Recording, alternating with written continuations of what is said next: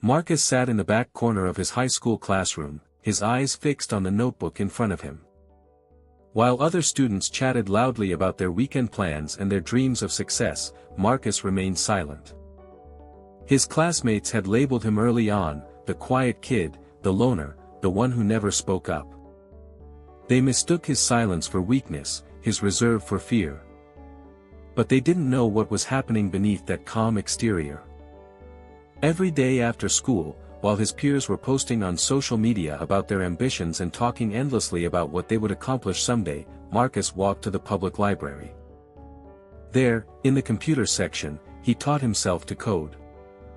Line by line, error by error, tutorial after tutorial.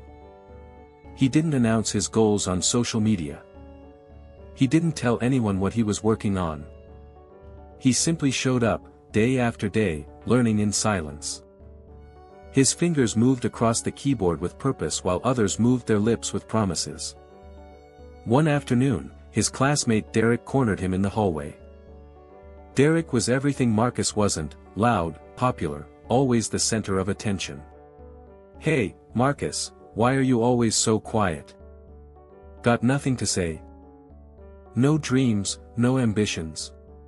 Derek's friends laughed.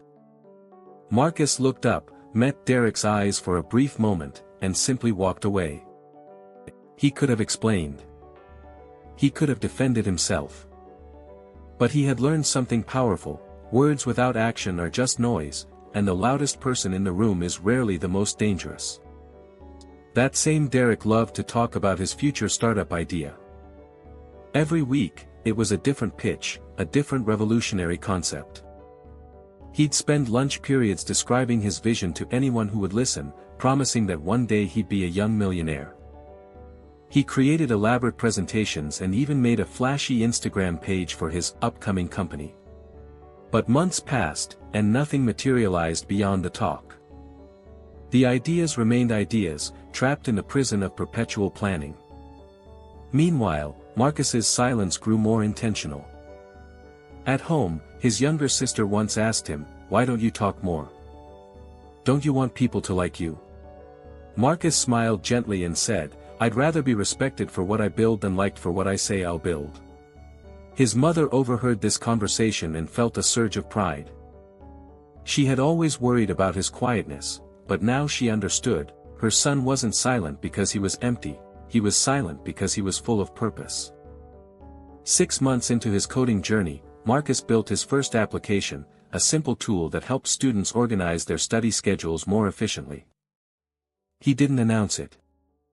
He simply uploaded it and shared it quietly with a few classmates who struggled with time management. Within weeks, it spread throughout the school. Teachers began recommending it.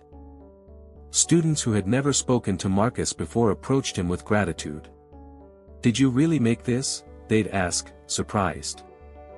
Marcus would just nod and smile. The transformation wasn't in Marcus, it was in how others saw him. The quiet boy suddenly became the capable one, the one who delivered results while others delivered speeches. Derek, upon hearing about the app, approached Marcus with a mixture of jealousy and curiosity. "Why didn't you tell anyone you were working on this? I would have marketed it for you, made it huge." Marcus looked at him calmly and replied, "I wasn't working on it for attention. I was working on it because it needed to exist." By senior year, Marcus had developed 3 more applications, each solving real problems he observed around him. A local business owner discovered his work and offered him an internship. Then came a scholarship offer from a prestigious university, impressed by his portfolio of completed projects, not promises. The same classmates who had overlooked him now spoke about him with admiration. But here's what truly mattered: Marcus's confidence didn't come from their validation. It came from the quiet satisfaction of knowing that while others were busy narrating their journey, he was actually taking the steps. The night before graduation, Marcus finally broke his silence in a significant way. He was unexpectedly called to give a speech. The valedictorian had fallen ill. Standing before his entire class, he spoke for only 3 minutes, but his words carried the weight of years of purposeful action. We live in a world obsessed with announcing our intentions, he began.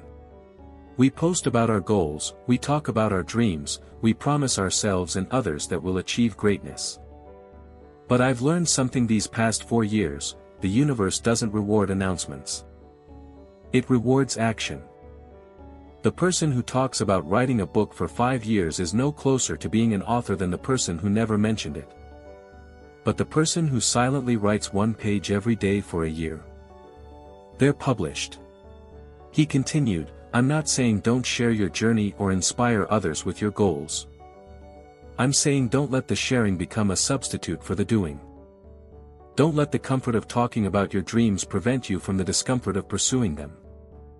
Some of the most powerful transformations happen in silence, in the hours when no one is watching, when there's no audience to applaud your effort.